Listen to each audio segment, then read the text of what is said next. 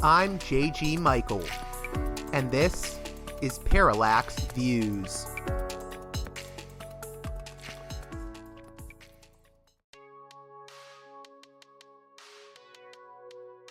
Hey there, Parallax Views listeners. Independent media matters, and your support makes it possible.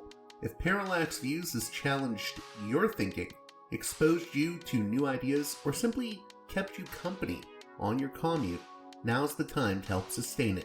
Listen, share, and if you can, support the show on Patreon at patreon.com/parallaxviews. One more time, that's patreon.com/parallaxviews. If you want, you can also make a one-time donation by contacting me at parallaxviewspod@protonmail.com. I can give you a link to my PayPal page if you contact me that way. Let's show what listener-supported media can do.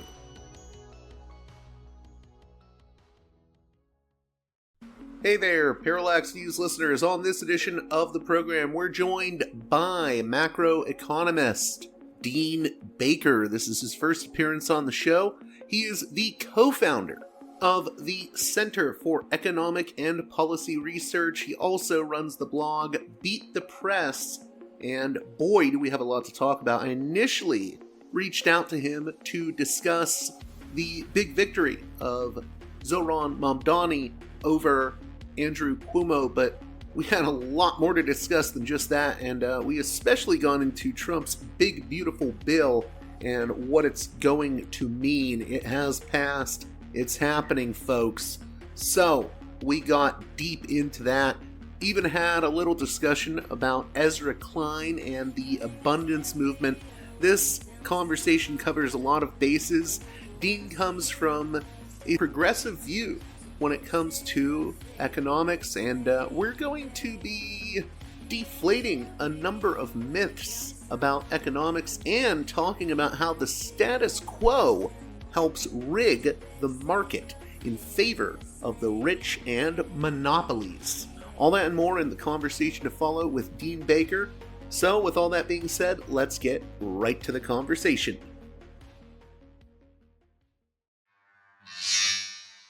Welcome to Parallax Views, a guest that I'm very excited to be speaking with. I believe this is the first time we've had him on the show. Dean Baker is an American macroeconomist who co-founded the Center for Economic and Policy Research. He also writes the Beat the Press blog at said center, and he's a contributor to The Nation magazine. The fine folks at The Nation suggest that I get him on the show to talk about Zohran Mamdani's big win in New York. But we'll also talk about the big, beautiful bill and a number of other things. But before we start, I just wanted to say, Mr. Baker, your book, The Conservative Nanny State, was a big influence on me when I was, growing up in my teens, trying to learn about the Bush administration and criticisms of the Republican Party. I'm wondering, do you think there's any relevance today from that book? Do you think a lot of it still holds true? Oh, absolutely. In fact, I did two other books, The End of Loser Liberalism and then Rigged, how globalization and the rules of the modern economy were structured to make the rich richer. All of those carry on. I constantly hitting on the same themes. The point that I tried to make in that book, as well as the subsequent books, is that we structure the market. There's a tendency from a lot of people, really across the political spectrum, both the left and right, to say that the right likes the market, whereas the left wants the government to come in and control the market, impose fetters, do this and that. And what I've tried to argue, again, in those three books, as well as many other things that I've written, is we structure the market. The government structures the market. So the idea that you have this market standing there, and then we ask the question, well, do we want the government to interfere? That's a nonsense question. We already interfere with the market. And my favorite example, I'm sure I mentioned in that book, but certainly in subsequent work, is patent and copyright monopolies. These are enormously important for the economy. And those don't come from the market. Those come from the government. The government says, we'll arrest people who make copies of Microsoft software without Bill Gates's permission. And that's what made Bill Gates one of the richest people in the world. If we didn't have that, if you or I could just make millions of copies of the latest Microsoft software, they wouldn't be incredibly rich. I mean, it's more complicated than that. I get that. But the point is, we make rules, and we can make the rules differently. We've made the rules, we've structured the rules in ways that redistributes an enormous amount of income upward in the last half century. And to my view, our focus, I say this as a progressive, our focus as progressives should be to write the rules differently. That doesn't mean I don't want government social programs like Social Security, Medicare. I think they're fantastic. We'd love to see them expanded.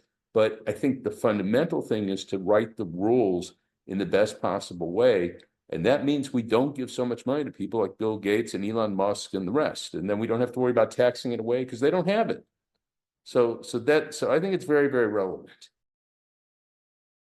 Yeah, I specifically brought that book up because I was reading your piece on it was sort of a critique of the abundance agenda. I think you wrote it on July 5th. Republicans love the government and Democrats who claim otherwise are jerks. And I really liked the part where you said, do corporations exist in a free market? Is, I've asked that question too, and people will just look at me sideways. But it's true if you think about it, like, you know, a legal entity like a corporation needs government to exist. Yeah, and it's almost definitional. It's like, do we have to argue over that? You and I could form a partnership. That's fine. We'll shake hands, we'll agree, and we're two individuals, and we're gonna, sell something, have a service, whatever it might be. But we're just two individuals. But to create a separate legal entity that could drop us out of the picture, which is useful both because sometimes corporations do things their owners, their shareholders might not want to be associated with. They sell guns, they sell porn, they do lots of things that maybe you like to make money from, but you'd rather not be associated with, and that's because to create a corporation separate from the individuals. And then most importantly, they could declare bankruptcy. So we could create our corporation, which goes belly up and owns millions or billions to all these different people. And we just walk away scot-free. We lost our investment, but we have whatever money we had. And obviously corporations take advantage of that all the time. So, corporate status, the exact rules of it, that's determined by the government. So there's nothing natural about that. And again, I think corporations are a good idea. The point is we could have very, very different rules. And to just treat that's a given, that's the market, that's nuts. In terms of why I initially contacted you, it was to discuss the victory of Zohran Mamdani. I don't know if we can tie that into what we were just talking about, the nature of what should the government's role be? How does it relate to markets? But what do you think the significance of his victory over Cuomo is? Well, I think it's an unhappiness with the status quo. And this is something that, people talk about Trump being populist, and he got most of what we might consider working class votes, people without college degrees. You could define working class differently, but that's a convenient and generally, I think, useful way to do it. He got most of those votes, and that was people thinking that, things weren't working out for them. Now, I don't minimize the amount that racism played in that, sexism, yeah, those are factors. But, go back a few years, disproportionately, those people were voting, or I shouldn't say disproportionately, more of those people were voting for Democrats, people like Barack Obama. He carried those. Bill Clinton, he carried those. So, the idea it's simply racism, simply sexism, and people didn't, they knew Obama was black, I think. So they didn't just become racist, or let's just put it this way. Their racism didn't keep them from voting for a Democrat in 2008 and 2012. So it was an unhappiness with the way things were going. People felt things were rigged against them. And I think that's the story in the New York City, in the mayoral elections. They saw Cuomo as very much a status quo figure. He'll keep things as they are. And people resoundingly rejected that. And again, I don't know how much they looked at Mamdani's platform, raising the minimum wage to 30 an hour. I mean, I'm all for a higher minimum wage. I don't know if I'd go to 30. Rent control, yeah, again, rent's obviously a huge problem in New York City. So he promised rent control. He promises to build hundreds of thousands of units of affordable housing. It'll be difficult to do, but that would be a great, great thing if he could. So these are things that he proposed. Oh, free buses. Again, I'm a huge fan of free buses. Would love to see that. Always took the bus when I was in DC if I wasn't riding my bike. So that's a great thing. And the grocery stores, having publicly run grocery stores, again, I mean, to my view, a great thing because it's not he's not going to arrest people operating their own grocery stores. The idea is to have competition from the public sector, and he's looking at areas that aren't served by supermarkets. So these were realistic proposals. Again, hard to do the building 200,000 units, affordable housing units. That's a hard thing to do. But I think people are looking at that and they saw something different from the status quo, whereas Cuomo basically was saying more of the same, and people just don't like that. I'm curious in that regard. What do you think the Mamdani's victory means in the bigger picture for progressives? Because I think the pushback I always hear from the sort of, as you said, status quo voices is, well, Mamdani had this big primary victory in New York, but what works in New York doesn't necessarily work in the rest of the country. But I sort of question that too, because I think that there is a hunger for something, that is not just business as usual, even outside of the big cities. Absolutely. And yeah, of course, you're not going to look to carry his exact campaign to every place. For example, housing costs aren't that big a thing in a lot of areas. They are in New York, they are in San Francisco, they are in LA. I mean, a lot of places in the country, it's clearly a huge issue. But you can go to a lot of rural areas, that's not the biggest thing on their mind. They want a better paying job, so a higher minimum wage might be a big thing for them. So there's a healthcare, access to healthcare is obviously a big thing, many places. There are issues that are big to them, some of which were raised by Mamdani, some of them weren't. But again, no one should look to just rubber stamp, to cookie cutter his campaign and say, we're going to drop this in the middle of Ohio, we're going to drop this in the middle of Arkansas and say, oh yeah, it's going to work. That's not the case. But I think the idea that people are not served by the status quo and that you have a wealthy elite that are ripping off the country, I think that view is widely held. And even Trump, again, as absurd as it might be, he was appealing to that. You're being ripped off. And again, it wasn't well formed because a lot of his friends were the ones doing most of the ripping off, or at least much of the ripping off. But again, there were a lot of people voting for Trump because they said, oh, I really dislike the status quo. And I'm not putting words in their mouth. I mean, you get any number of people did focus groups and polling, and they found those results that people were unhappy with the status quo. And a lot of them went out and voted for Donald Trump last fall. I'm really curious with regards to Mamdani. Let's say he does become the next mayor. What kind of policies would you like to see someone like Mamdani enact, especially around things like taxation? The real limits to what you could do in taxation, both legally and also just practically as a city. I mean, I recognize New York City is a very large city. It's a very desirable city in a lot of ways. But the idea you could just raise taxes in a really big way and actually collect that revenue, I don't quite buy that. And I think people, yeah, because I've had exchanges with people have it sort of as a weird dichotomy that Mamdani is going to come in and raise taxes, and I forget the exact number, but let's say 2 or 3, 4 percentage points on the very rich. And the question is, are they all going to call up the moving van and head out of town the next day? And that's absurd. There might be some that do that. There might be some that really, as much symbolism as anything else are going to go, okay, I'm not paying his taxes, I'm out of here, and they will call up but that won't be most of the people. But the question is, over a longer period of time, do we think that very rich people are going to say, oh, the difference between taxes between New York City and the suburbs is, 6, 7, 8 percentage points. Well, maybe I'll go to the suburbs. And of course, it's even bigger if you look at a state like Florida that doesn't have income taxes. So a lot of them will make that decision over time. And also it goes the other way in the sense, is someone thinking of moving to New York City versus moving to somewhere else with a much lower tax rate? The idea they don't take the tax rate into consideration, I think, is kind of fantastical. I mean, rich people don't care about money. It's so the U.S. as a country has much more leeway because there's a lot of advantages to being a U.S. citizen living here that you aren't going to get if you're a citizen of Cayman Islands or some tax haven or something. But with New York City, I mean, it's not as though you can't visit it. You could still be a very rich person. You could even have your penthouse on Fifth Avenue or whatever else it might be and come and visit there 100 days a year or whatever the legal limits. And they lie, of course, but that you could still do that and avoid paying the taxes. And to think that rich people won't do that, I think is say kind of fantastical. So that doesn't mean you can't raise it a little bit, but the idea you could raise it a lot. And we do have You're evidence on talking this. about specifically raising it on the rich. Yeah. No, that's right. That's right. Can you raise it on more moderate, middle income people? Perhaps, but again, unless you're giving them a lot of services in exchange for that, that probably isn't a good idea, both politically or really in terms of what you're hoping to accomplish. And I think you point this out because I think you've said that, you know, it could be good if there's fewer rich people in New York, but also, it will lead to less tax revenue from them.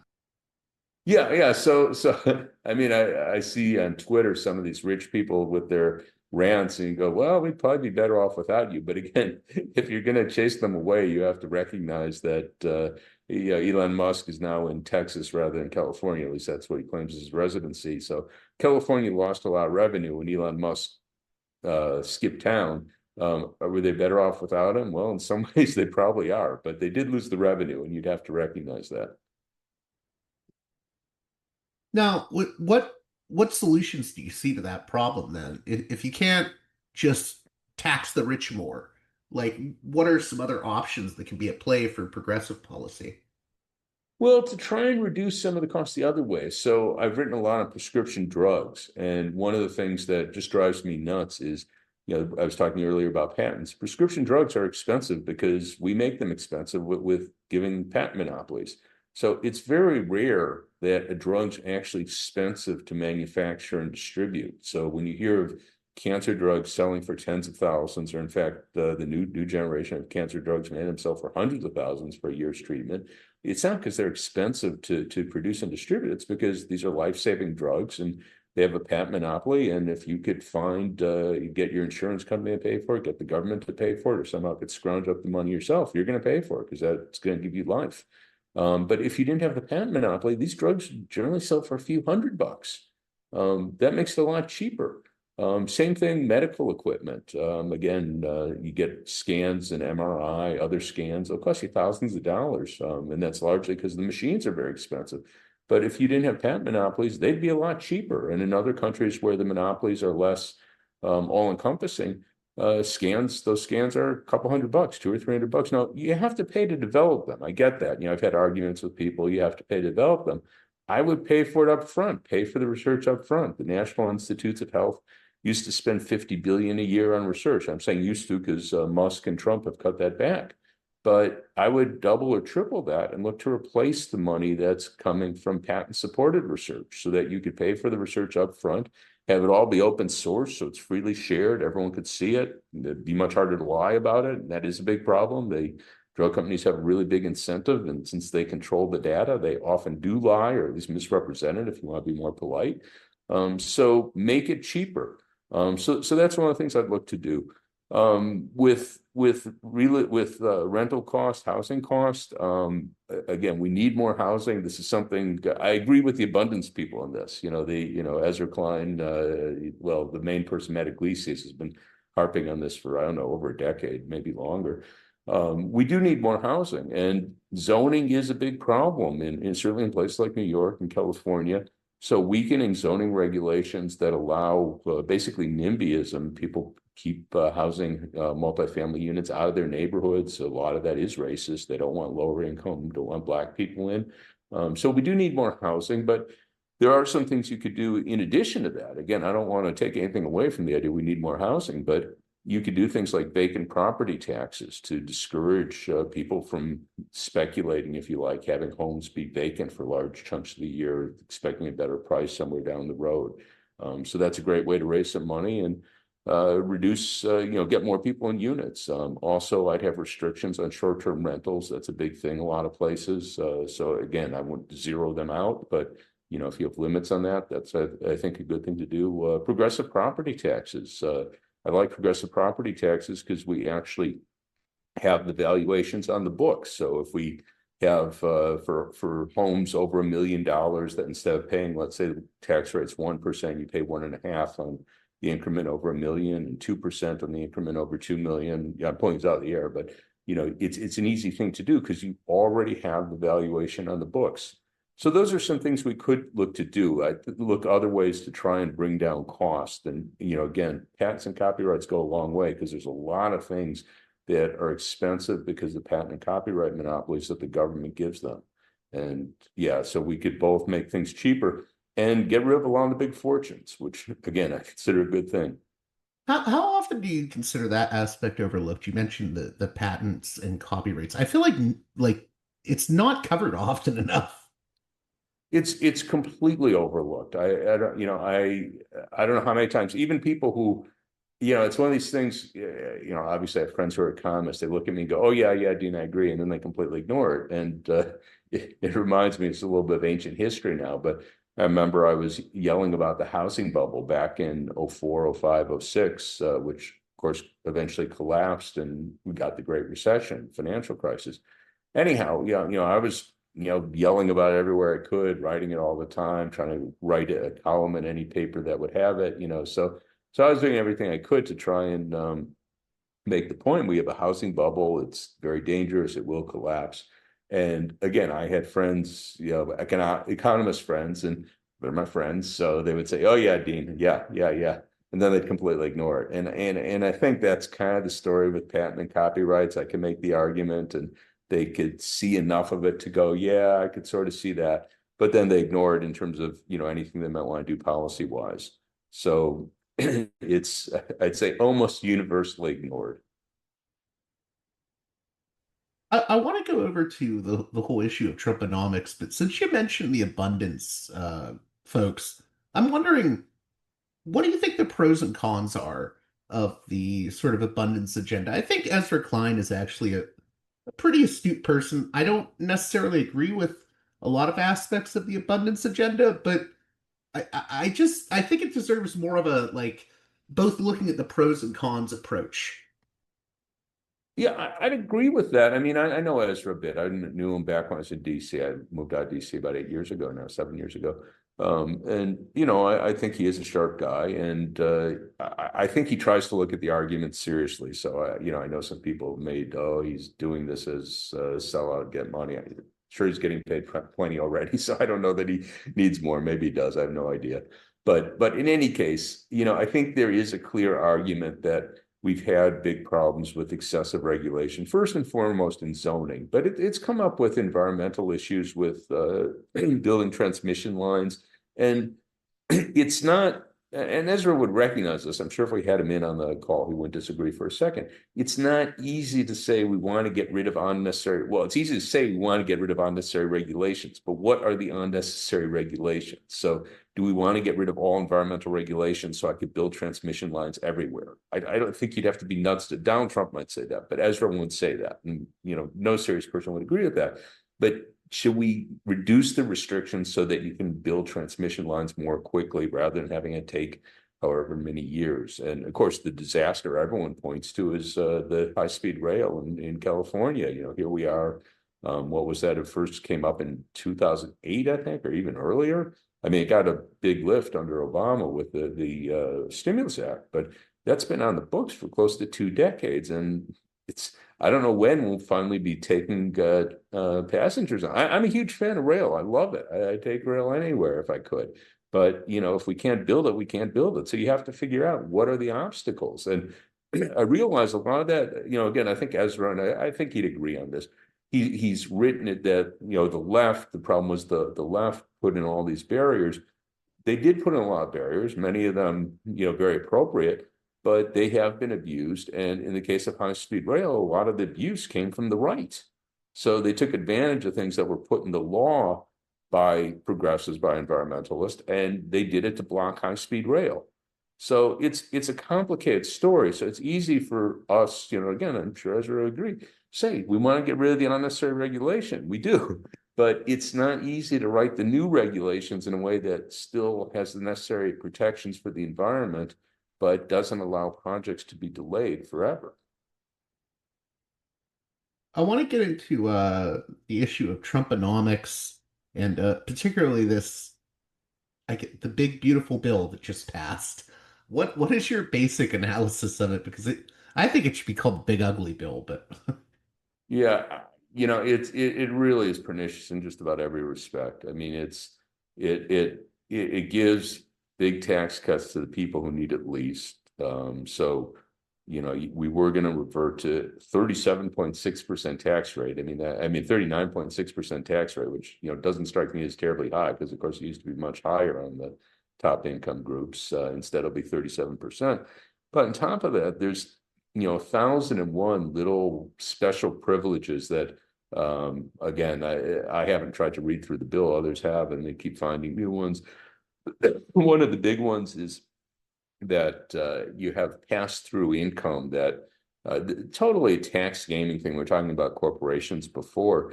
To my mind, this is a real outrage. So you have S corporations that don't pay taxes as corporations. They pass their profits through to their owners.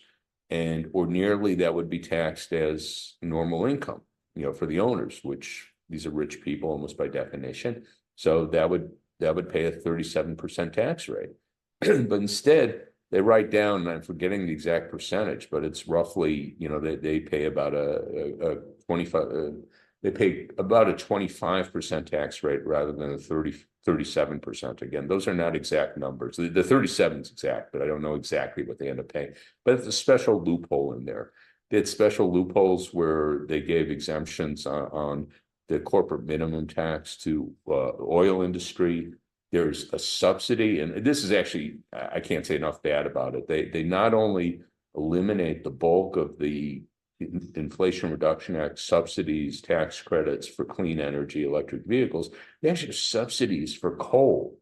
So they're subsidizing the destruction of the planet. I mean, that's just kind of incredible. So that's very pernicious. And of course, what many have pointed out appropriately, the biggest savings in that are from gutting Medicaid and nutrition programs.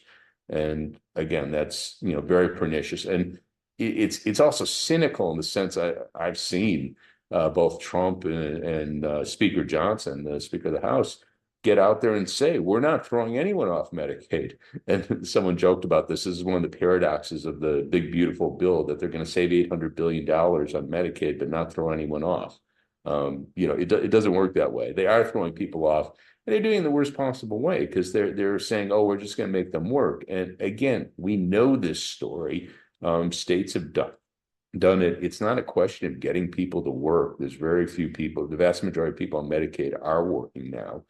Most of the ones that aren't are disabled or they have young kids or whatever. But the vast majority are working. But it doesn't get more people to work. What happens is that people don't fill out the paperwork. They get thrown off. And it's, again, one of the ironies of Trumpism that they go to companies and they say, oh, paperwork's such a burden. We're going to get rid of all these regulatory burdens. You don't have to do this. You don't have to comply with that because, we know it's such a big burden. Well, all these companies have lawyers. But when you come to Medicaid, you're telling people, many of whom are not well educated, they're not used to filling out forms, dealing with bureaucracies. You're saying, oh, you got to fill out these forms every few months or whatever, prove you're working, complying with this. And again, we know the track record. They end up being thrown off, not because they're not working, but because they don't fill out the paperwork right. So that's a really pernicious way. You're taking away healthcare coverage from people who need it. And you don't even have the courage to just write down, okay, we're not going to cover this group or that group, however you define it, income or age, whatever. We're going to throw in paperwork requirements so that you don't comply with them, and then we can throw you off. one of the issues that always comes up with this whole big beautiful bill is, and I think you've done a good job sort of pushing back on this, is this idea, oh my God, this is doing populist tax cuts, and Trump is ending taxes on tips, and this is so great that he's doing all these populist measures, and I think you've done a good job pushing back on that. Could you speak more to that? Yeah, so you had four items that were often listed as populist measures: the no taxes on tips, no taxes on overtime, no taxes on Social Security, and the tax deduction for interest on car loans, new car loans. None of these, I think, really fit any serious bill of populism in the sense of helping low, moderate income people. The no taxes on tips is it's perhaps the most cynical, because obviously this is done to win Nevada, because Las Vegas is the one place in the country where you do have people that actually have a decent income, a lot of it in tips, obviously in the gambling industry. And those people will benefit to some extent. So you could have someone who's working in one of the restaurants there, or the gaming tables, and they can make 60, 70, 80,000 a year, maybe 20,000 of that is in tips. So they are paying taxes, and they're paying taxes at 10, maybe the 25% rate. So if you have 10,000 in tips that you could, you don't have to declare, that's $2,500 in your pocket at the 25% rate. So that actually is a benefit. Now, the vast majority of people in the country who get a substantial share of their income from tips are not making that much money. Many of them pay no taxes at all. In fact, probably most pay no taxes at all, because if you look at the average wage in the restaurant industry, it's about $500 a week. So that gets you 25,000 a year. Many of them aren't working full years because they have health or family issues. They're likely paying no taxes. And if they are paying any taxes, they're getting 3, 4, 5,000 a year in tips. Maybe they're going to save $100 or something from this making it tax free. You'd be much better off, and I and others have suggested. Why don't we get rid of the tip minimum wage, which I don't know the exact number of states, but most states have a sub minimum wage that applies to tip workers. And nationally, the sub minimum wage for tip workers is just $2.13 an hour. That was set back in the early 90s, 30 years ago. So suppose we got rid of that, made it the regular minimum wage, and of course people want to raise the minimum wage, but in any case, get rid of that sub minimum wage, you would help tip workers much, much more, giving them a higher base wage. So again, we could help them. This helps a very small number. Obviously, it helped Trump win Nevada. I won't quarrel with the politics of it from his standpoint, but I wouldn't really call it a populist measure. But the one on overtime, making overtime tax-free, is really pernicious, because the whole logic of overtime, this dates back to 37, the Fair Labor Standards Act, was to discourage companies from forcing workers to work long hours. Because again, it's important to remember, the vast majority of overtime is not voluntary. If your Yeah, it's boss more or tells you less that, mandatory in a lot of cases. yeah, no, they're totally in their right. They could tell you, hey, we want you to work 50 hours this week. And if you say no, they go, well, look for another job. Totally in their rights. The only people that could say no are if you have a union contract where it specifies that you could turn down overtime, and most union contracts don't. But those are the only people that could say no to an employer that tells them they want them to work overtime. So the law was to discourage employers from forcing workers to work long hours. And the logic was that they wanted to encourage them to instead hire more workers. So rather than having workers work 50, in some cases 60 hours a week, well, you hire more workers and have them work 40 or even less.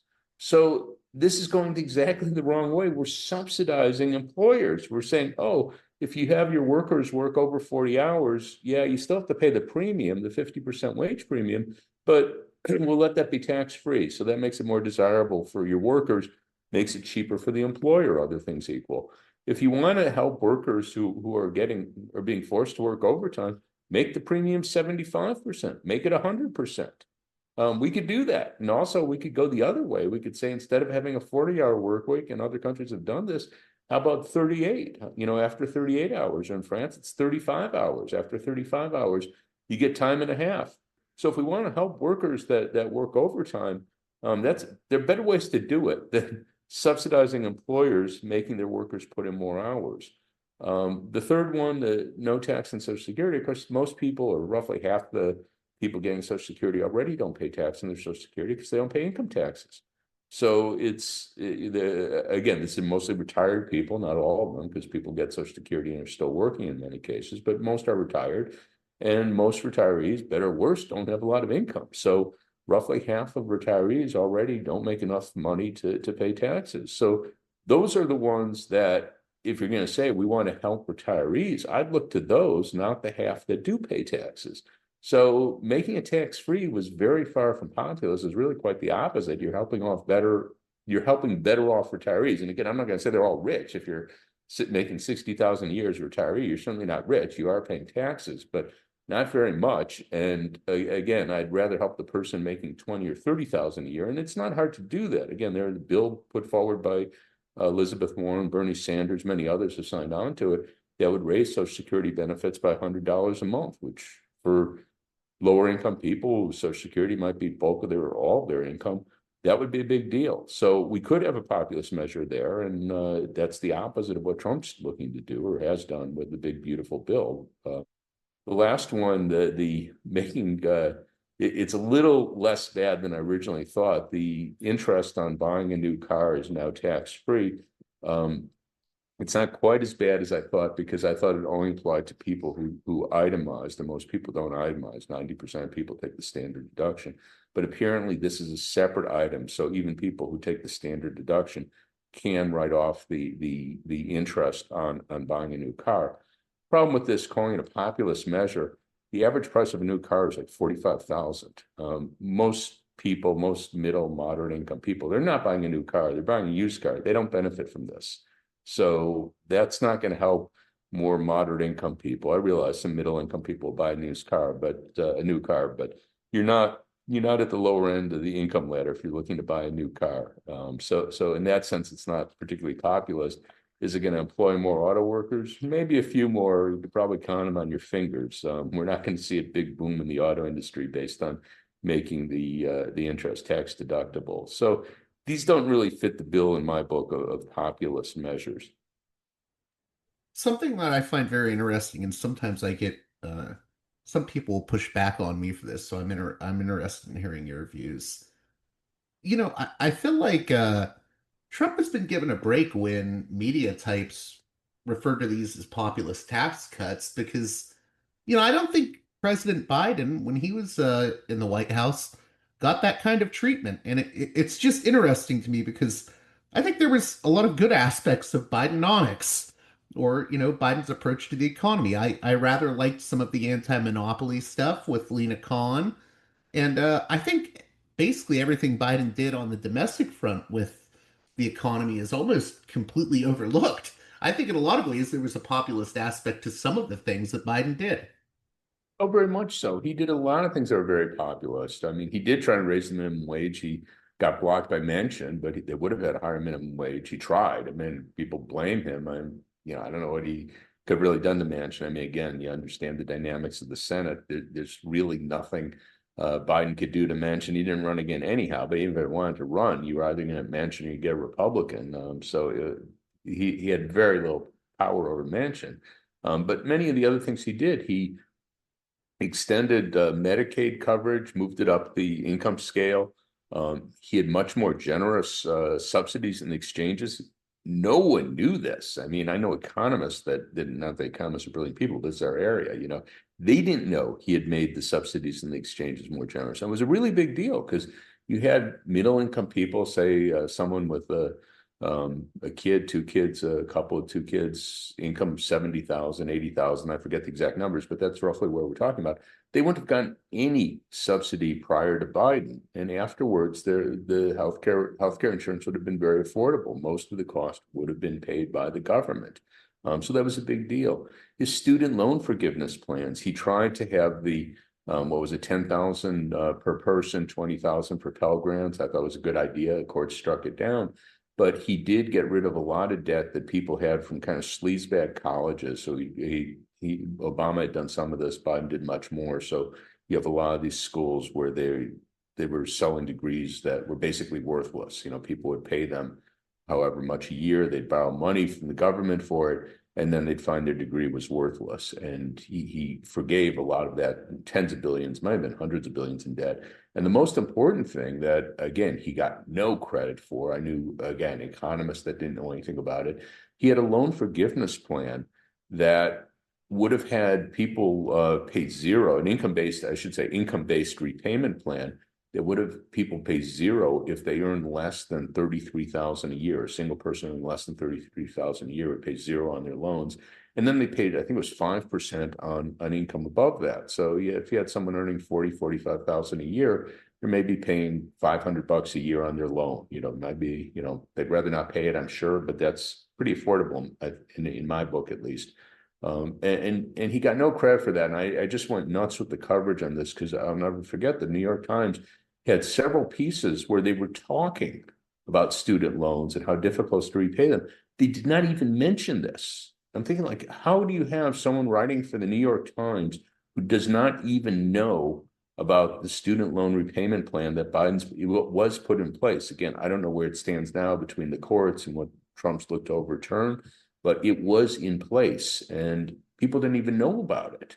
So, those were really good measures. He also did a lot to try to encourage limited manufacturing in the US. He wasn't trying to eliminate the trade deficit, something I don't think there's any point to, but he was trying to encourage manufacturing in key areas, electric vehicles, clean energy, the CHIPS Act. So we're producing I the was going to advanced. mention the CHIPS Act. Go on, though. Yeah. Yeah. And it worked too. I mean, there was a doubling in investment in factory construction, unprecedented increase in factory construction under Biden. No one knew that. So these were, to my view, very good, successful measures, populist measures, and he got almost no credit for it. And it really, well, we're paying the price. Well, I was going to say, even with the Department of Justice, I mean, it was the Department of Justice under Jonathan Cantor that was going after RealPage for these alleged anti-competitive practices related to essentially artificially inflating rental prices for landlords. And then, of course, you had Lena Khan at the FTC, who was doing a lot of different cases when it came to anti-monopoly stuff. So there was that. There's also the NLRB. How important do you think those things were? They were important, and the NLRB, I think, probably the most important. So actually, I'm thinking back now. I was about to mention the ban on non-compete agreements. That actually was Lena Khan and the Federal Trade Commission, but that's a really huge deal. So most people don't even know what these are, even though they might be subject to them. We've had an explosion in non-compete agreements over the last, I guess, 3 decades. So the idea of a non-compete agreement, the logic where you could say it might make sense is if you're working, say, for a software company, you're working for Microsoft or whoever might be, Amazon, and you're very integrally involved in their development of their latest software. Non-compete agreement would say, oh, you can't just jump out and then go work for a competitor and take your knowledge with you. So it might say, well, for 2 years, you can't work for anyone in the software industry, or some constraint like that. We could argue whether that's fair or something, but that's where it makes some sense. But it got extended that everyone said, oh, well, that's a great idea. We're going to put a non-compete agreement in. And the most extreme case, there was a sandwich chain that put in a non-compete agreement. So you had someone making sandwiches, and it said that they couldn't go work for a competing sandwich shop. I mean, utterly absurd. Whether that would have been enforceable, I have no idea. But that might scare someone from quitting. I think it was Jimmy John. I might be libeling or defaming the wrong company. But in any case, some company put that in. I think they agreed to take it out just without even going to court. But in any case, it's exploded. So like 20% of all workers are subject to these non-compete agreements, which is absolutely crazy. It very much ties you to an employer that you can't work for a competitor. Usually it's some geographic area, so within 50 miles or something. So you have to leave town to get another job in the industry you've been working in. Absolutely crazy. So Lena Khan said that, again, I don't think it was carte blanche, but for most cases, these are simply illegal. And Trump's overturned that. But that was a great thing to do. So I was going to start with that being the National Labor Relations Board. That was actually the FTC. But the National Labor Relations Board is very important in the sense that determines what employers could do to try to keep workers from joining unions. That's not the only thing they do, but that's, to my view, their most important task, at least at this point in time. And for years, it has been kind of a joke, even under Democrats, because the standards have been interpreted very laxly. So if you get a majority of your workers to say they want a union, so they certify that you have a union, then it requires that employers negotiate with good faith. Well, what does that mean? Well, I've known people been in bargaining sessions where the bargaining team, the employer's bargaining team goes, oh, that was a great game last night. Didn't you like the quarterback? That record, blah, blah, blah. You go, yeah, it was the best game since, and then they look at their watch and go, well, we've been talking an hour. I think we're pretty much done here. And literally, they talk about the football game. They talk about where they had dinner. And then the union goes to, makes a complaint to the National Labor Relations Board and says, hey, they're not bargaining in good faith. They were playing games. They're talking about their dinner, whatever. And then the National Labor Relations Board goes, yeah, that's right. Go back and negotiate in good faith. Literally, and what do? They do it again, because what's the consequence? So they try to take it seriously that you actually have to negotiate in good faith. There were obstacles. They said if a company, because it's very hard to even get to getting a union recognized, companies do all sorts of bad faith practices, unfair labor practices. So they said you do that enough times, you have a union. We're not playing games. So they actually try to enforce the labor law. And again, over the time period involved, that didn't have very much impact. Over a longer time period, had Biden been or Harris gotten in office, and they were able to seriously enforce labor laws, I think that could have made a difference. But as I say, we had it for too short a period of time. But that labor management relations is in principle a very, very big deal, because if workers have the right to organize and push up their wages, we're in a different world. Why do you think a lot of these aspects of the Biden administration and their efforts maybe got overlooked? Do you think part of it, I think part of it is sometimes progressives can be frustrated when, they don't see this as, oh, this effort isn't enough. I think you point out in one of your articles that progressives would get frustrated even with like Roosevelt. We have to do more, we have to do more. And I think that's part of it. But I also just think there's like a weird media bias or an attempt to supposedly seem more fair and balanced, but it always sort of drifts right wing. Yeah, yeah. So I'd say three things here. One, this problem with progressives, however you want to put it, we all have the sense, well, we should be doing more, we should be doing more, and that's going to be true because we have a long way to go. But to not celebrate what is accomplished, I think, is a really big problem, and I think you have to strike a balance. You have to be able to say, this is a big victory. We want more, but this is a big victory. And we just don't do that enough. We don't say, yeah, this is a big victory. Biden, his original recovery package, we got the unemployment rate down to 4% by the end of 2021. That was remarkable. We should have been celebrating that.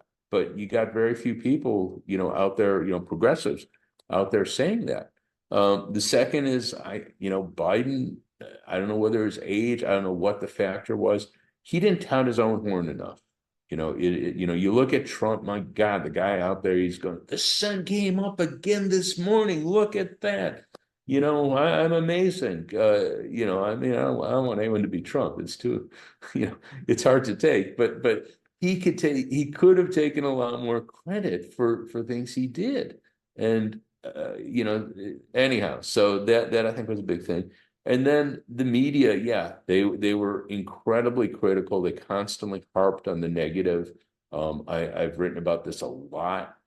It was just to my view, unbelievable. I know a lot of these people, they're not Trumpers, but I think they feel a need. We have to be fair, and what that often meant was find negative things. And I mean, some of them were just painful. I remember once that this is getting a little obscure and technical.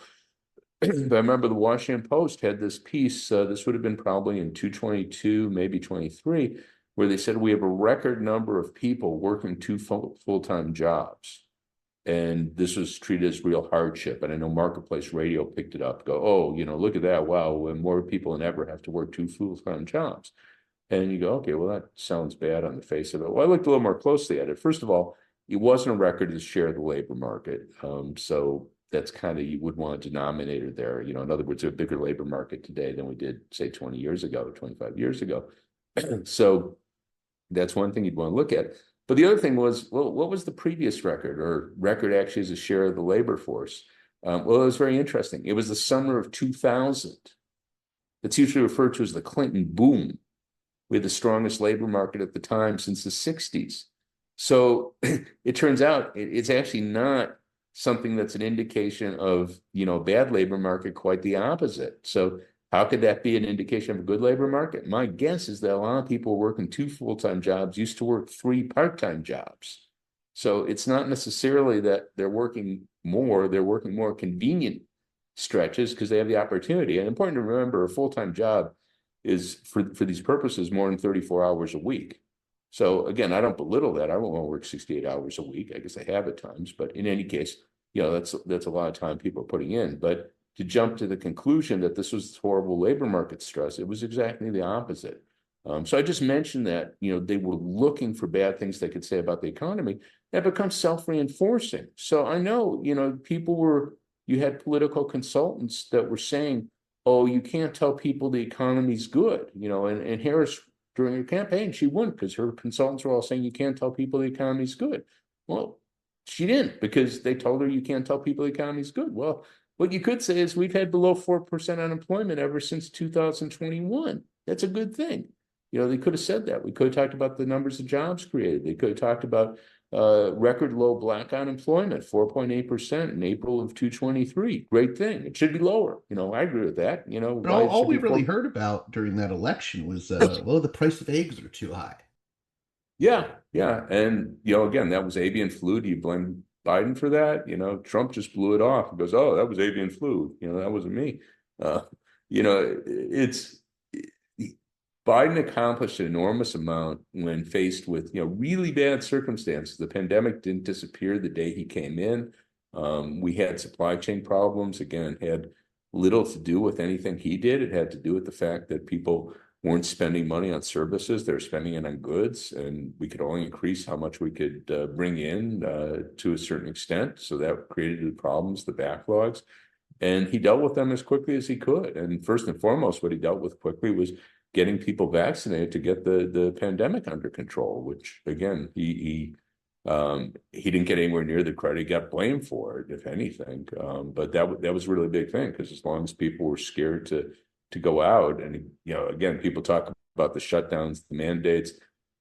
Businesses were shut down, and people weren't going to restaurants in December of 2021, not because anyone was prohibiting them from going to restaurants. They were going to restaurants in December of 2021 because the Omicron wave was going nuts and everyone was getting sick from it, and they didn't want to get sick. So, that was the reality. So he did a lot of things very, very well that he didn't get credit for. I wanted to ask you, I feel like one of the key aspects of your work, and I think this comes up a lot in the Beat the Press blog, is that there's a lot of distortion that goes on when it comes to discussions of policy and politics and what different presidential administrations do. And this sort of gets us full circle because one of the biggest distortions I think that you sort of get at and you sort of provide the key to understanding it and no one else really talks about it is the way in which ultimately we're always told, oh, you can't interfere in the market. The government can't interfere. They can't interfere. They're interfering too much. They're trying to, interfere with prices by restraining price. But the government interferes constantly, and they often interfere in ways that help create monopolies and, basically protect corporations. Um, and it feels like that's completely overlooked in all the discussions. Why? What do you think is causing that? I think inertia and laziness are the biggest factors. And I'll say this, having been in debates in DC, policy debates in DC for a long time. People, including, highly educated people, highly credentialed people, they're looking for the easiest route to follow. So I'll go back to debate. This will sound really obscure to people. It was a big deal back in the mid 90s. There was this debate over the accuracy of the consumer price index. And the reason it was important, it wasn't just the technical thing with the consumer price index. The reason it was important was Social Security's index to the consumer price index, the CPI. So if the CPI shows inflation's 3% last year, Social Security benefits will go up 3% next year. So there was a big effort to cut Social Security, but rather than saying, oh, we want to cut Social Security, which they could say, but it'd be hugely unpopular, they said, oh, we just want a more accurate price adjustment. So what they were saying was that the consumer price index overstated inflation by 1 percentage point a year. Some were saying 1.5 percentage point. I was one of the few economists saying the evidence doesn't support that. And, I was trying to get people engaged. Just going, what are you basing this on? What are you basing it on? Because we could look at evidence. There was evidence. And I said, for the most part, it was very weak. Some of it went the other way. Some things were clearly they were missing price increases. If you look at quality adjustment, my example I like to use is airlines, because they measured prices did drop um, as you had deregulation, prices did drop, but airlines became much more crowded. They were more often late. So there were things that you would think deterioration in quality. But the simple thing was to just agree, because you had a number of big name economists. They made a point of getting these big name economists to say, oh, consumer price index overstates inflation by a percentage point. And again, I was a few economists on the other side, because people didn't want to challenge the big names. When I was talking about the housing bubble a decade later, again, people were like, "Oh, you're saying that, but no one else is saying that. Larry Summers doesn't say that. Alan Greenspan doesn't say that. Who was Fed chair at the time, of course. Martin Feldstein. So why would I listen? And I would produce evidence. I just wasn't saying it. I go, here's this run up in house prices. Rents aren't rising. I had evidence. But they didn't want to look at it, because it made their life more difficult.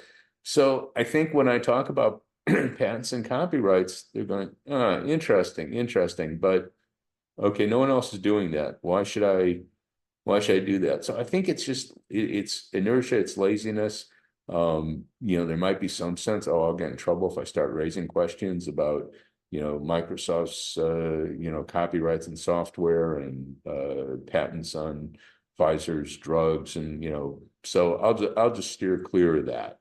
So it's just people look for the easiest path, and that doesn't generally involve asking big questions.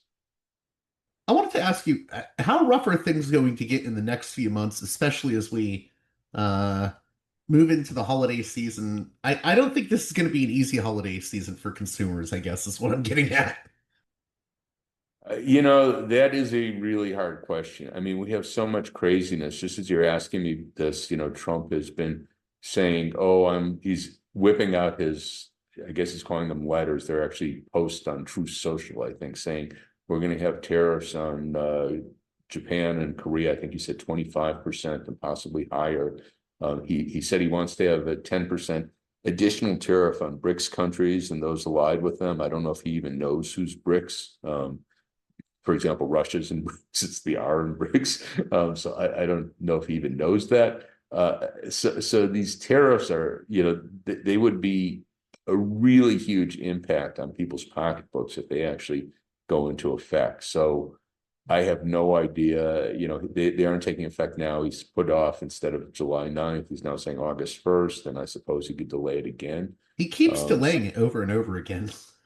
yeah. So I don't think there's a lot of thought in, what he's doing, because he presumably knew that July 9th was a date on the calendar and not that far off, but it seems like he's just kind of discovering it today that, oh, July 9th, that's 2 days off. I better say something. So I don't know whether he intends for them to ever go into effect or not. The story with rounding up undocumented workers, we will see an impact of that. I mean, people are scared to go to work. We're hearing reports of this. It's not shown up in the data in a big way. So again, we looked at the jobs report for June. You're hard pressed to see much in there that's indicating the effect of their raids and people not showing up to work. I'm assuming at some point it will, but it hasn't to date. And again, other issues that stem from that, maybe not directly economic. I mean, essentially, you have the Department of Homeland Security running around totally like a Gestapo, that they can do whatever they want. I mean, it's just kind of incredible that there's literally no check. They don't have to identify themselves. We've already had a number of cases with people impersonating them. Why wouldn't you? I mean, if you're a criminal sort, I mean, why wouldn't you say, yeah, I'm Homeland Security? It's not, so I mean, it's absolute craziness. And, the Republicans, you sort of hope there'd be some effort to put a check on it, but the Republicans in Congress are all just saying, I didn't see anything. I didn't know what, where? So if that continues, I don't know where we are in a few months, certainly in terms of democracy, it might be a very bad story. The longer term effects, I should mention, we're covering a lot of ground, but Musk and now Trump with their cuts to the National Institutes of Health and science more generally, we're going to pay a big price for that. We aren't going to pay it this year. Well, although we might pay it in the sense we're just seeing it now with the weather. We don't have reliable weather forecasts. So we're seeing that in Texas with the impact of the floods that obviously people are unprepared for.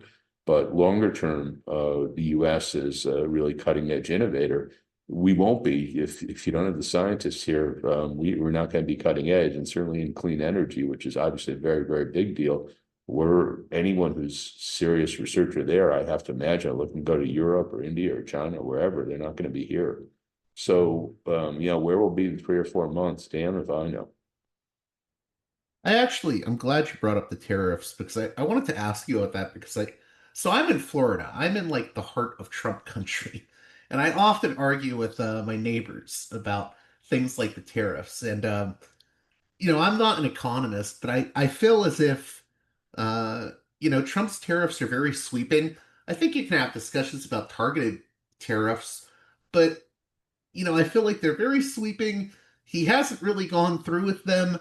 And I don't even think people understand what these tariffs are. I know people that will say, well, China will eat the tariffs. And I'm like, no, it will probably be you, the taxpayer, because it basically operates as a tax. Do you agree that there's a lot of misunderstanding about what this sort of tariff agenda will lead to? Absolutely. And obviously Trump tries to, well, he might be confused himself. I mean, he's talking about, oh, we're gonna have China pay this tariff. We're gonna have Japan. He uses those terms. They're gonna send us the money as though he thinks they're sending a check. Now, again, I have no idea what he actually does or doesn't think, but he talks about it as though China's going to send us a check. And the one thing I can say with absolute certainty, they're not sending us a check. I know that for absolute certainty. What's going on is we put our 50% tariff on China and whatever we put on goods from Japan and Korea and other countries. That means when those goods come to our docks, that's what whoever arranged to buy them, they have to send that money to the customs, to Treasury. So China's not paying it, Japan's not paying it, we're paying it. Now, how much of that gets to the consumer? That remains to be seen. The past evidence is most of it does. I'd bet on that again. But in any case, insofar as it doesn't, that means lower profit margins. That's not going to upset me, but it might upset a lot of Trump's contributors. Lower profit margins for the retailers or the company that's directly importing it if it's not a retailer. It's someone here who's paying it. And that's, again, we have plenty of evidence on it. I've looked already, we've had a lot of tariffs that were in effect in April and May. I looked at the price data. There's no indication whatsoever that foreign prices are falling. So if you're saying that the exporters are going to bear the tariff or bear most of it, that's not the story. We could see that very clearly in the data. And again, there's a lot of research on it. I'm just very casually looking at what we could see, given that the tariffs have been in effect for a month and a half or something. It's not happening, and there's no reason to think it will. So we're going to pay it. The question is how much it's going to the consumer. My guess is most of it. Some of it might be borne by the importer, some might be borne by retailer. That's fine, but in any case, it's someone here. It's not China, it's not Japan, it's not Korea. In that regard, I was also going to ask if you were to talk to someone that had sort of MAGA adjacent concerns, like if a MAGA person would say, well, we need to do more to bring manufacturing back. I mean, I've often said, well, that's what the CHIPS Act was doing with, production of chip manufacturing plants. So Biden was doing that in a way. And what I usually say is, I don't think Trump is actually equipped to deliver what some of these MAGA types claim they want. I was curious if you could speak more to that. Do you think a lot of people concerned with issues like U.S. manufacturing um, are actually just being hoodwinked by Trump? I think they're being totally hoodwinked by Trump. So, I'm one of the people I was opposed to NAFTA. I was opposed to admitting China to the WTO, or at least under the terms we admitted them, for the simple reason I thought we would lose good paying jobs in manufacturing, which we have, particularly with China, much more so than with NAFTA. And we did. And the problem is that's not reversible in the sense the jobs we lost a lot of union jobs. So historically, manufacturing paid more than other sectors. And the reason for that, it was more heavily unionized. So if you go back to 1980, roughly 30% of the workers in manufacturing were unionized. If you look at the rest of the private sector, it was about half that, was around 15%. So there's a big wage premium. Workers who worked in manufacturing were much more likely to have both higher wages. They had healthcare benefits, pensions. People had pensions back then. So they were good paying jobs. They were good jobs. That's no longer the case. The unionization rate in manufacturing is just a little higher. It's 8% compared to 6% in the rest of the private sector. So it's just not very different. And as a result of that, they're not particularly good paying jobs. So I think people have the illusion that we're going to get back the jobs we had manufacturing 40 years ago. And there's no story you could tell that we're going to have anything like that. Maybe we'll have a few more jobs in manufacturing, although I think even there I'm skeptical. But we're talking about trivial numbers, and there's no reason to think there'll be particularly good paying jobs. So I think people have been totally hoodwinked by, this idea we're going to, he said, make America great again. When were we great? Okay, so the idea was in 1980, we had these good paying jobs in manufacturing. Nothing he's saying is going to do that. Again, getting back to the issue of union jobs, if we want good paying jobs, we want them to be union jobs. He's incredibly anti-union. His National Labor Relations Board thinks unions are a joke. He thinks unions are a joke. So even insofar as we're going to get manufacturing jobs back, there's still reason to believe that many of those would be very good paying jobs. So yeah, people have been entirely hoodwinked based on his idea that somehow we're going to restore millions and millions of manufacturing jobs. Makes zero sense. I have a really cross section, a really weird cross section of listeners ranging from progressives and the left to centrist liberals, and then even some MAGA types. And I guess what I would ask based on the last question is what would you say to those sort of people that have been hoodwinked by the sort of Trump, I would say it's faux populism. How would you, what do you think needs to be sort of pointed out to these Trump supporters to maybe break the spell a bit? I mean, not that we alone in this conversation can break the spell, but Yeah, it gets very hard. I mean, obviously, people are different degrees of Trump supporters in a sense. Some are very casual, some are almost religious. And, if someone, I could quote statistics, not that I expect people to get into the nitty gritty of, look at this data point and that data point, but to say, okay, I have data from the Bureau of Labor Statistics, it says X, Y, and Z. I gave you before unionization rates in manufacturing are 8%, they're 6% in the rest of the private sector. So, do you think that manufacturing jobs, so I think trying to deal with them seriously, and again, I understand most people, I just went over the deeper, it's not over their heads, it's deeper than a deeper discussion than most people are prepared to get into. So it gets very hard. I mean, you have obviously a lot of people support Trump. They don't want to get into, again, I'm not talking about really deep detail, but something, what percent of the workforce is unionized? I don't consider that deep detail, some will. But you have a lot of people that just say, oh, you just made that up. And I can go to the Bureau of Labor Statistics and they'll go, they just made it up. And, that's where it gets very hard. If we don't have some reality we could appeal to and say, no, they're not making stuff up. They actually collect data. They're very, they have rules that they've followed. And, this is the real world. Where you have people who reject that, and I realize there's a lot that do, it becomes very, very hard. And I think Trump has actively tried to cultivate that, running around fake news, fake news, fake news. You could say, okay, you didn't like the news report. What about you didn't like? Fake news, fake news, fake. Okay, be concrete. Let's try and work from reality. But he doesn't want anyone to work from reality.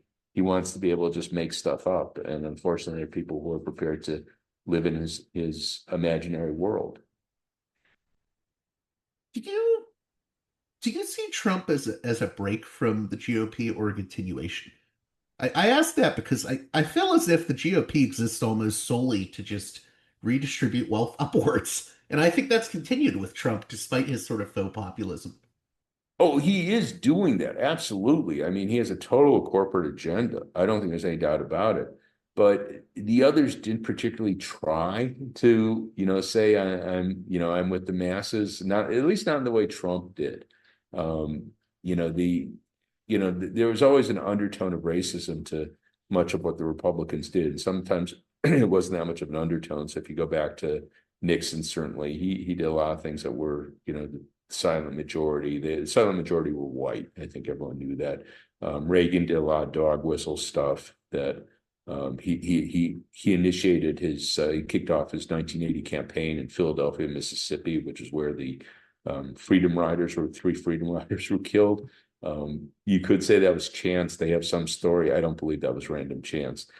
So there's a lot of kind of dog whistle stuff, but Trump really has embraced, kind of the very worst racism pretty openly, particularly after the election. I think he has become worse that way.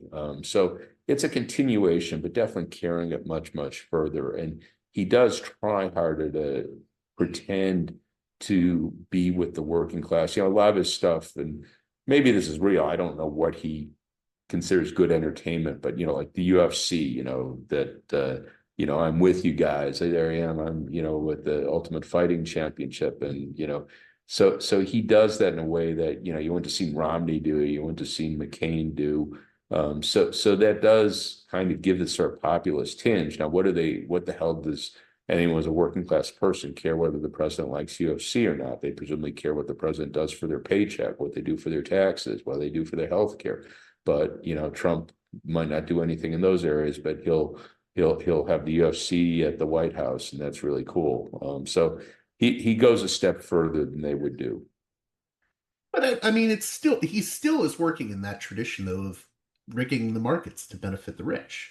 Oh, absolutely, absolutely, and more so than any of his predecessors would. So there's no doubt he's not going to deliver for the working class here. So I don't think there's any doubt about it. There is one exception I will say that he did in his first term, and we'll see where he ends up in his second term, was that he did push for full employment policies. So he was yelling at Powell. He's doing it now, but he's doing it in his first term too. Lower interest rates, lower interest rates. And we did get the unemployment rate under 4% in his first term, which I considered and still consider a really big deal. That meant millions of people had jobs. Workers have more bargaining power in the labor market. A lot of Democrats would not have done that. Not just that they wouldn't have harangued the Fed, but they wouldn't have been comfortable with low unemployment rates. Janet Yellen, who was the Treasury Secretary under Biden, even she was head of the chair of the Fed under Obama, she didn't feel comfortable with unemployment rates below 5%. I mean, she said that. Again, I didn't have any lengthy discussions with her, so I don't know what she felt deep down. But she was prepared to raise rates. She started to raise rates as the unemployment rate fell to 5%. She didn't want the unemployment rate to go lower because she thought it would create inflation. So, Trump pushed for that, and it was the right move. We got the unemployment rate. I think we got as low as 3.5 under Trump 1, and that was a great thing. So in that sense, that was a populist agenda, and it did have real payoffs. And that I'll just say that was a really good thing. Closing out here, I know you've written about this whole, I guess, Democrats and their Project 2029. You do not seem overly enthusiastic about that, and I think you would say that Democrats are missing a populist opportunity here. Can you speak more to that? Because I think that ties in to everything we've been talking about. I mean, there's this faux populism we see on the right with the GOP continuously posturing as culturally populist, but really all they do is benefit the rich and make wealthy while we get hit with the bill, essentially, right? And I think Democrats just don't have messaging on this issue. Yeah, they've really done a very bad job. And I think, the things that they've tried to do are almost embarrassing. So there was a story in the Times about how they were going to spend, I think it was 20 million to do, I guess, focus groups, other analysis, how they could talk to young people, particularly I think it was young men. I don't think that's going to come up with anything very useful, I guess I'll just say. I think they need some clear issues to identify with that are progressive. Higher minimum wage is a simple one, hugely popular across the political spectrum. And you're talking about young people, a lot of those young people are working at pretty close to the minimum wage. So that's a really good policy, and it's likely popular with those groups. Other things, this is getting off pure economics, but being party of peace. I think that would be a great thing. That gets into complicated things politically, because I know you have big Cold War lobby, and this is, something I didn't like about Biden. He wanted us to, basically have a Cold War with China. I think that's a really, really bad direction to go in. It'll be very expensive, very counterproductive, to my view, in just about every respect.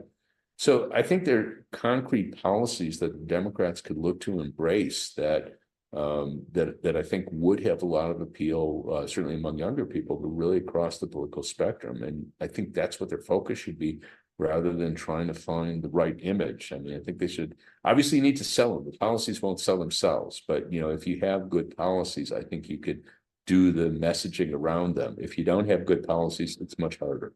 Do you think Democrats are maybe too timid or even afraid because they think, oh, if we adopt these policies, then we'll lose big donors? Or Yeah, no, that's true. Absolutely true. And it's part of it is big donors, part of it gets back to just the inertia, laziness. I remember back in the 90s, I was talking before about the consumer price index. Well, the reason I cared about consumer price index so much was Social Security.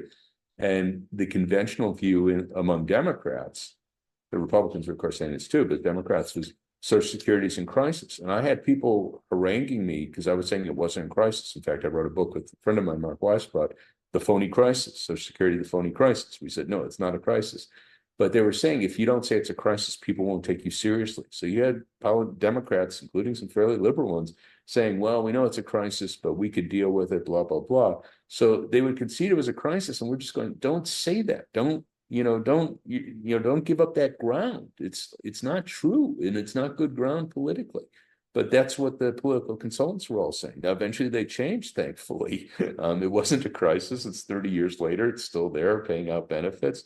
But it's this power of inertia, laziness. You get something being the conventional wisdom. I don't think they lost any donors by saying that. But I mean, when I was talking a moment ago about being the party of peace, you do have a lot of their donors that are, I'll just say it with Israel, that they want the U.S. to be totally supportive of Israel.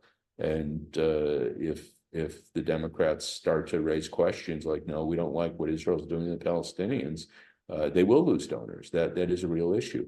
More generally, with confronting China, a new Cold War, you do have defense contractors. Most of them support Republicans, but I'm sure you have some people in the industry that are open to Democrats. If they were to say no, rather than having the defense budget go up, we want it to go down.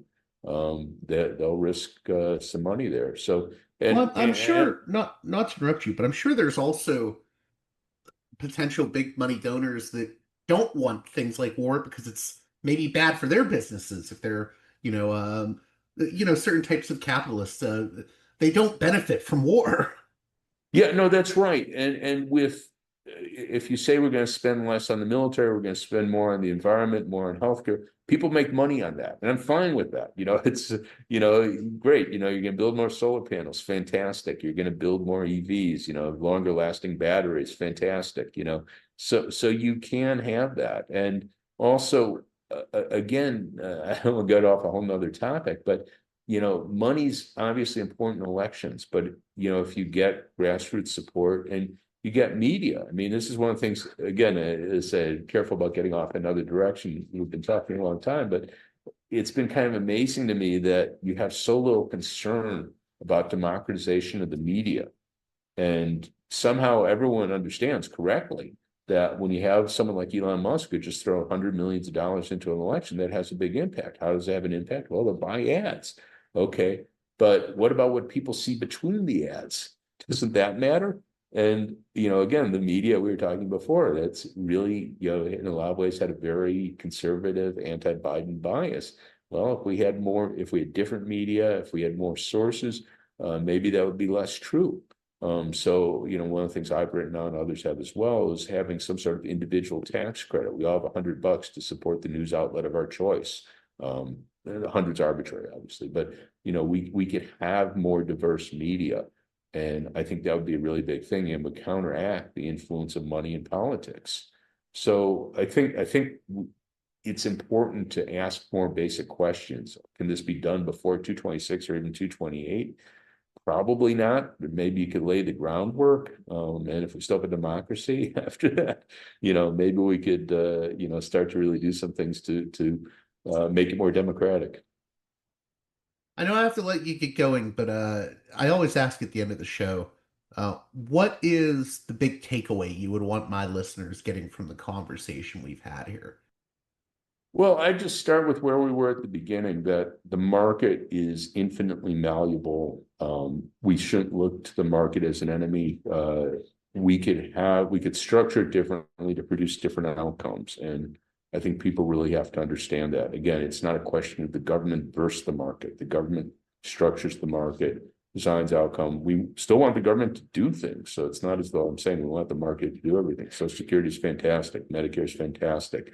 We probably always want the government to run the air traffic control system. Yes, there's a lot of things we probably want in government hands, but the idea of the government standing apart from the market, that just doesn't make any sense. And I Do you think if we, ever, not to but interrupt you, but I'm just curious, how do you how do you sort of explain that to people in a nutshell that the government structures the market? Because it's a point that I think is obvious to some, but to so many they don't even think about it.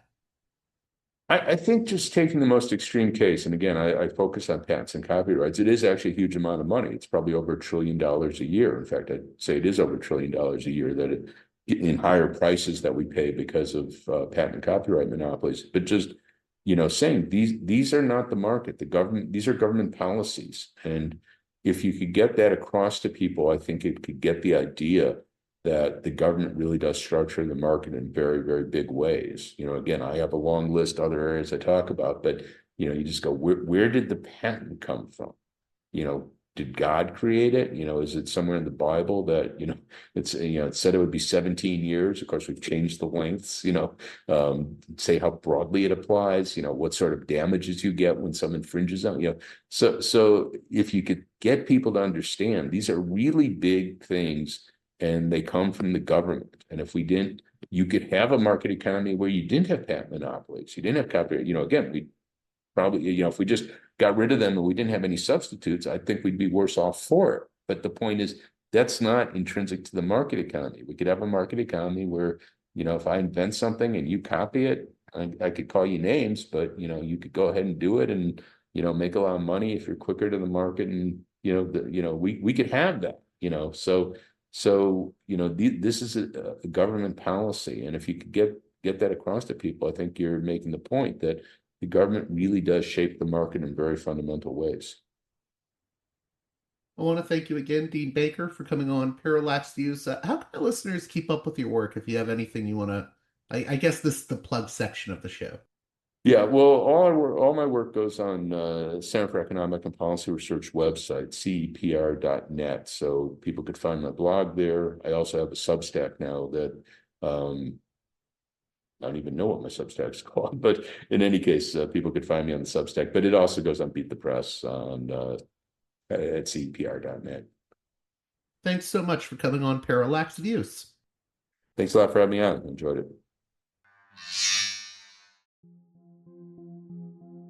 This edition of Parallax Views is brought to you by the $10 and above tier supporters of Parallax Views on Patreon.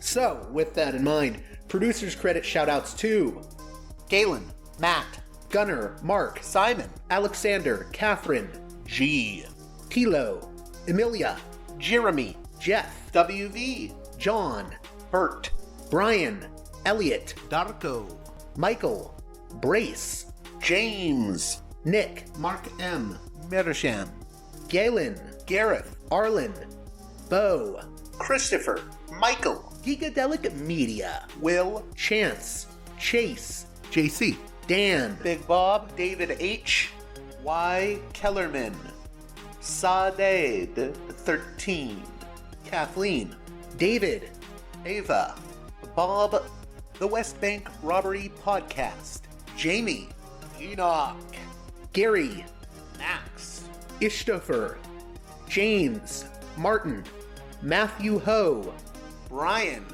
Nobody, Thomas, and Dano. Well, that does it for this edition of Parallax Views. As always, please consider supporting me on Patreon at patreon.com/parallaxviews. One more time, that's patreon.com/parallaxviews. And with that being said, until next time, you've been listening to Parallax Views. with Parallax Views. To Parallax Views with Parallax Views. The way out is not simply to say, don't do it, just to prohibit. It's nothing else. If we don't do it, others will be doing it like crazy. So, we have to confront the problem. But no, basically, I know of the great anxieties, problems, new forms of control, but it's also new forms of freedom. This is why I always emphasize that internet and all this new digital stuff, it's a very ambiguous phenomenon, but it's the field of struggle. New forms of enslavement, but at the same time, new incredible forms of freedom. We have to accept the fight with no nostalgia for old, allegedly more authentic communities or whatever. I'm not afraid. I'm not afraid. I'm not afraid. I'm not afraid.